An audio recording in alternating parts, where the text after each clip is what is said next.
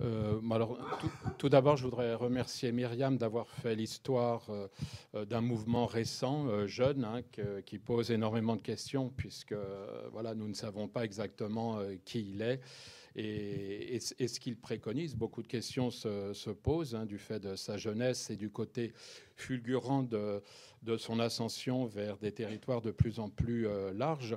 Et ça va me permettre de peut-être d'intégrer le destin paradoxal de ce groupe dans son contexte politique et au-delà historique, c'est-à-dire d'essayer d'éclairer, notamment à travers ce que j'appelle la question irakienne, ce qui explique qu'un groupuscule voilà, d'obédience salafiste, djihadiste, soit arrivé là où il en est, c'est-à-dire à dominer militairement un tiers du territoire irakien et de l'autre côté de la frontière avec la Syrie, de larges portions du territoire syrien.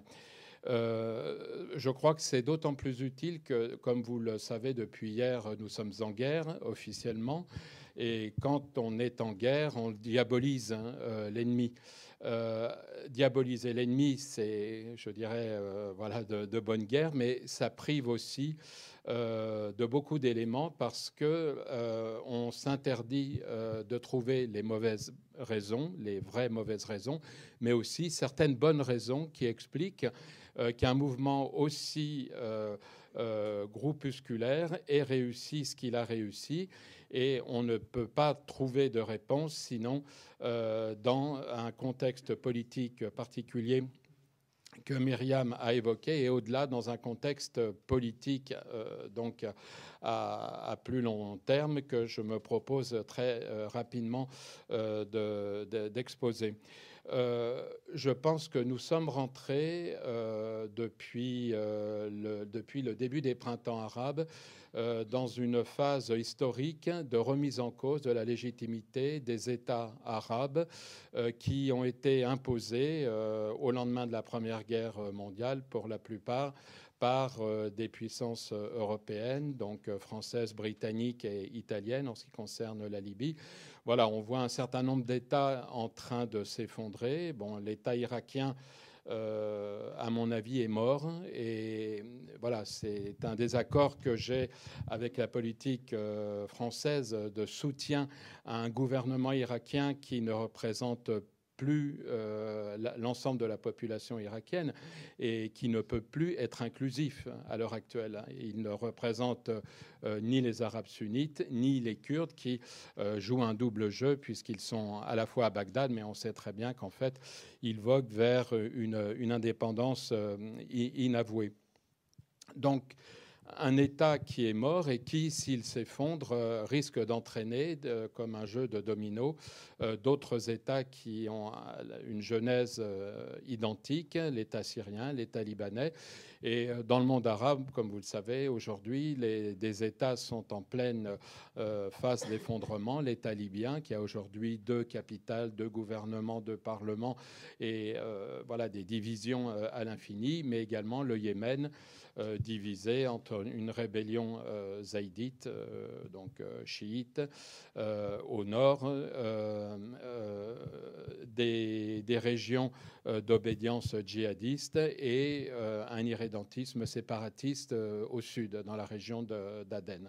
Voilà, donc on est face à des remises en cause de frontières et d'institutions étatiques et on ne comprend pas le succès de l'État islamique si on ne se remémore pas un certain nombre de faits historiques, à mon avis, très importants.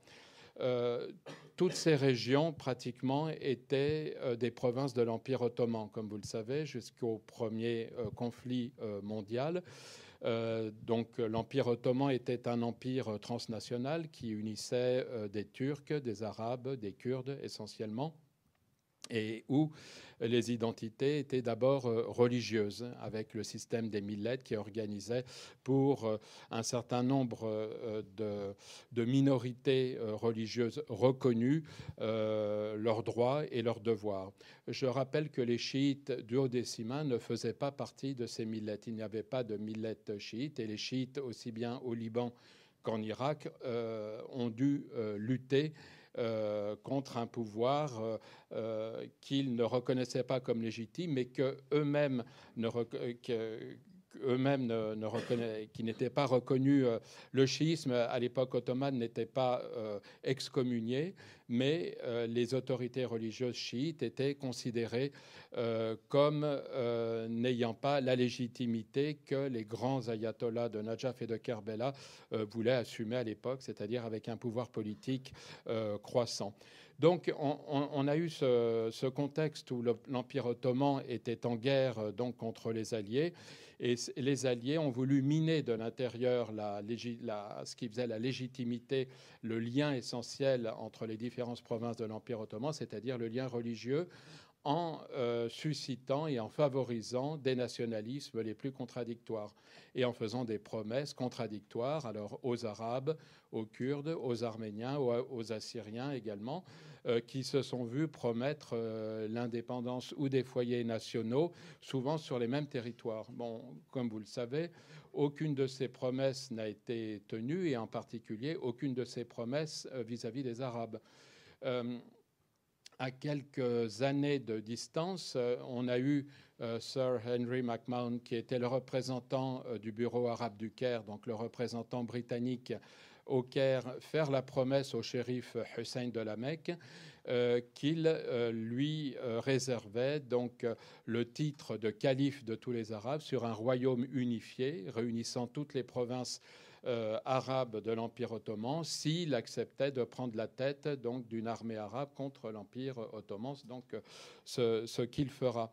Mais ce que ce même shérif Hussein de la Mecque ne savait pas, c'est que auparavant, deux négociateurs anglais et britanniques, anglais et français, pardon, anglais et français, donc Sykes et Picot, s'étaient partagés secrètement le Moyen-Orient en zone d'influence française et britannique. Et d'ailleurs, vous avez dû voir qu'un des actes symboliques de l'État islamique, l'un des premiers actes, ça a été d'effacer ce qui était faussement attribué à Sykes et Picot, puisque Sykes et Picot rassemblaient Mossoul et Alep dans une même province d'influence française. Donc, ça n'était pas véritablement la frontière Sykes-Picot, mais en abolissant la frontière entre la Syrie et l'Irak, c'était une façon de dire nous abolissons des frontières coloniales qui ont divisé les Arabes et les musulmans, et nous proclamons la mort de ces États qui ont été des États sans légitimité, et il faut le dire aussi, qui ont été, parce qu'ils n'avaient pas cette légitimité, c'est notamment le cas de l'État irakien qui s'est fondé en 1920 contre la société irakienne qu'il était censé représenter, avec une guerre pratiquement incessante contre les Kurdes et contre les chiites. Les Kurdes en particulier ne vivront que quelques années de paix relative sous le premier régime républicain entre 1958 et 1963. Et bon, à la fin, la guerre avait déjà recommencé. Et donc, l'une des conséquences des printemps arabes a été l'affaiblissement de la légitimité de nombreux États, et en particulier de ces États. Et d'une certaine façon, paradoxale et qui peut choquer, on peut dire que l'émergence des sociétés civiles, avec tout ce qu'il y avait de remise en cause donc du contrôle de l'État, et aussi d'accusations de régimes autoritaires qui ont trouvé dans ces institutions étatiques d'autant plus de base que justement ces États favorisaient les régimes autoritaires. Ça a été le cas donc en Irak pendant 80 ans. Puisque, comme vous le savez, le système politique fondé par les Britanniques en 1920 était un régime en fait à la libanaise, mais qui n'avouait pas son nom, où les Britanniques avaient donné le monopole du pouvoir au sein de l'État irakien à des élites issues de la minorité arabe sunnite. Hein. Ça sera le cas pendant la monarchie hachémite jusqu'en 1958, où on va voir voilà, une alliance entre militaires, surtout l'armée irakienne, qui était considérée par le roi Faisal comme la colonne vertébrale de la nation, était une armée confessionnelle sunnite qui a sévi de façon très sévère contre les Kurdes et aussi contre les tribus au nom d'une politique antitribale qui était très majoritairement chiite. Pour les Assyriens aussi. Et alors, les Assyriens se sont vus, dans le cadre de cette politique confessionnelle, organisés au sein de milices qu'on appelait les Lévis, donc à partir de 1920. Et les Lévis ont été utilisés par les Britanniques pour réprimer notamment les insurrections chiites, la plus importante étant la révolution de 1920 contre l'attribution du mandat britannique sur l'Irak par la Société des Nations, l'ancêtre de l'ONU. Et on a vu les Lévis assyro-chaldéennes donc sévir contre les tribus chiites et être envoyés très loin dans le pays chiite par les Britanniques. Voilà ce qui explique un certain nombre d'antagonismes qui ont perduré. À partir de 1958, la révolution antimonarchique n'a pas pour autant libéré le système politique de ce caractère confessionnel, puisqu'on a vu de nouvelles élites issues des classes moyennes de province, au début originaires de Mossoul et de Hana, Ramadi, Fallujah, donc la vallée de l'Euphrate, et ensuite originaires de Tikrit, prendre le pouvoir grâce à l'armée irakienne et se minoriser au point, dans les années 1970, de ne plus représenter qu'une infime minorité, de même se retourner contre la communauté arabe sunnite qui les avait soutenus jusque-là. Bon, je ne fais pas l'historique de la fin de ce système avec la succession de tragédies, de catastrophes, hein, de guerres contre l'Iran, avec voilà, des centaines de milliers de morts, d'occupation du Koweït, d'insurrection généralisée en 1991, de mise sous tutelle de l'Irak durant la décennie 90, pour arriver finalement à 2003 avec l'occupation américaine qui a signé donc l'effondrement enfin donc d'un État que personne ne regrettait, pas même donc les Arabes sunnites qui, encore une fois, avaient été, à la fin du régime de Saddam Hussein, à leur tour victimes d'un régime de plus en plus minoritaire et assassin. En 2003, les Américains se sont adressés aux exclus de l'ancien système, donc qui représentaient les 3/4 de la population irakienne, chiites et kurdes. Et ils ne l'ont pas fait par un tropisme particulier envers les Kurdes. Envers les Kurdes, si peut-être, mais en tout cas pas envers les chiites, d'autant plus qu'un certain nombre de leaders chiites étaient fraîchement rentrés de la République islamique d'Iran, donc le grand adversaire des États-Unis dans la région. Ils l'ont fait parce qu'ils n'avaient pas d'autre choix. Le leadership sunnite s'était totalement effondré, évanoui dans la nature. L'armée irakienne a été dissoute et les chefs de cette armée sont retournés dans leur province d'origine avec leurs armes.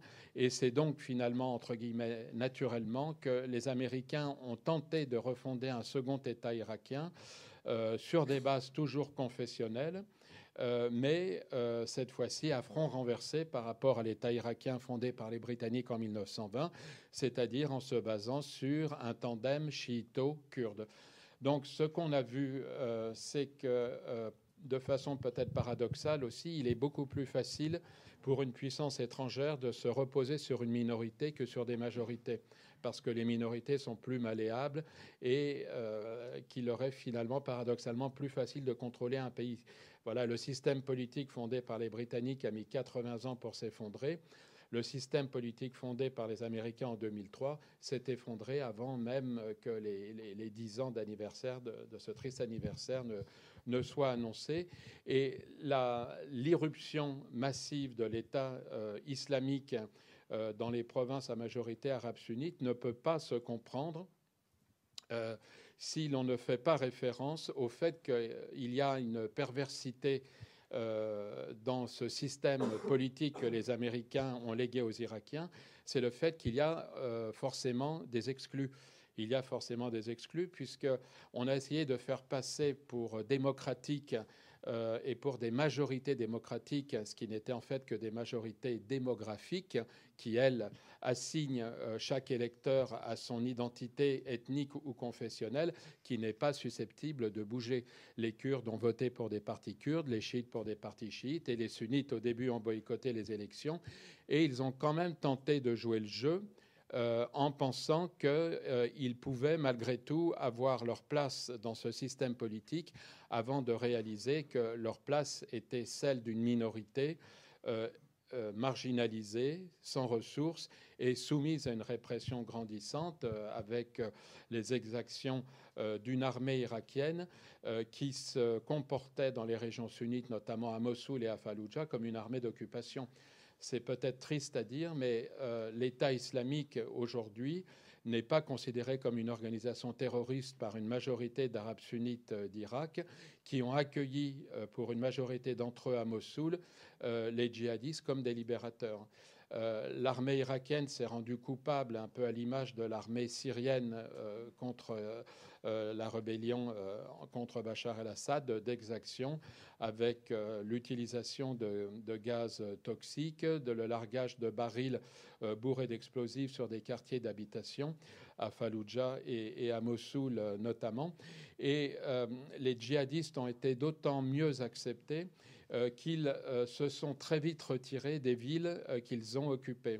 Mossoul et Falloujah d'abord et Mossoul ensuite ont été remis à des acteurs locaux, moyennant un certain nombre d'ordres très généraux, voilà, et aussi l'usage d'une propagande basée sur la terreur. Hein, mais on ne tient pas un pays entier uniquement du fait de la terreur. Il y a aussi évidemment un soutien politique, et ce soutien politique, on l'a vu lorsque, à la fin du mois de juillet, il y a eu une réunion à Mossoul des différents quartiers qui unissaient les tribus, les clans et les différents chefs de quartier, donc qui se sont réunis et qui ont passé un pacte entre eux, jurant de ne jamais plus permettre le retour à Mossoul de l'armée irakienne ni de la police irakienne. Voilà, ce qui manifeste bien le fait qu'il y a une base politique réelle qui explique cette avancée fulgurante et qui est basée sur un simple constat, c'est que les Arabes sunnites d'Irak n'accepteront jamais le statut de minorité sans pouvoir et sans ressources, qui est le sort que leur réserve le système politique actuel, ce qui explique aussi que la propagande transnationale est hostile aux États en place de l'État islamique, même si elle était au début considérée par des gens qui avaient monopolisé l'État irakien comme quelque chose d'un peu folklorique, mais a pris très vite son sens, puisque n'ayant pas d'avenir au sein de l'État irakien tel qu'il existe aujourd'hui, les Arabes sunnites regardent naturellement au-delà des frontières vers leurs frères en arabité et en islam dans la vallée de l'Euphrate, avec lesquels d'ailleurs ils ont des liens tribaux très importants. Et je rappelle que la frontière qui divise la vallée de l'Euphrate en deux est évidemment tout à fait artificielle. Voilà. Juste une toute petite question. Il y a en Irak un certain nombre de partis qui sont transethniques, enfin qui regroupent à la fois des chiites et des sunnites, voire des kurdes, et qui n'ont que très peu de succès aux élections. Comment le parti d'Iyad Allawi, par exemple? Alors, il y a deux choses. Hein. Il y a eu en Irak des partis politiques laïques qui ont manifesté surtout l'alliance entre les chiites et les sunnites. Bon, le plus important d'entre eux et le plus célèbre, c'est le Parti communiste irakien, où on a retrouvé des Kurdes, des chiites, des sunnites, des chrétiens, des sabéens, et voilà, beaucoup de gens appartenant à des minorités religieuses également. Il y a eu également au sein du Parti Baas, avant 1963, avant que le Parti Baas ne soit phagocyté par des élites militaires sunnites, une véritable représentation transconfessionnelle. Mais tout ça, c'était un moment où il y avait, je dirais, des illusions nationales irakiennes qui ont disparu. Parce que le système, malgré tout, a imposé à ces partis transconfessionnels une réalité qui, elle, était confessionnelle. Le Parti communiste irakien, finalement, a été, au fil du temps, considéré comme un parti chiite. D'ailleurs, quand les milices bassistes en 1963 ont été à l'assaut des quartiers communistes, ils ont été à l'assaut de ces quartiers communistes avec des mots d'ordre qui étaient très clairement confessionnels. Hein. La chi'i, la shuyu'i ou la charagua. À partir de maintenant, plus de chiites, plus de communistes et plus de charagua, qui étaient donc les gens originaires, les orientaux originaires en dialecte irakien des provinces orientales du Tigre. Même chose au sein du Parti Baas. Quand les chiites au sein du Parti Baas ont vu que la dynamique confessionnelle prenait le dessus, en l'espace de 2 mois, la représentation chiite s'est effondrée. Ils étaient près de 60% à près de 8 ou 9%. Donc il y a eu un divorce dans ces partis entre les différentes confessions. Et c'est vrai que les Américains ont sollicité pour assumer le pouvoir et les avantages du pouvoir les gens sur des bases confessionnelles. Donc ce n'est pas étonnant que ce soit des partis kurdes, chiites et ensuite sunnites qui aient eu les avantages du scrutin. Mais je rappelle quand même que lors des dernières élections, les deux alliances électorales qui sont arrivées en tête, ce sont des alliances qui promettaient la sortie du confessionnalisme. L'État de droit de Nourin Maliki et Al-Iraqiyya de Iyad Allawi, qui lui aussi avait dit nous mourrons de ce système confessionnaliste et je vous fais la promesse que nous en sortirons. Le problème, c'est qu'il a été lui aussi rattrapé par le confessionnalisme. La majorité des électeurs sunnites ayant voté pour Al-Iraqiyya est devenue une liste sunnite.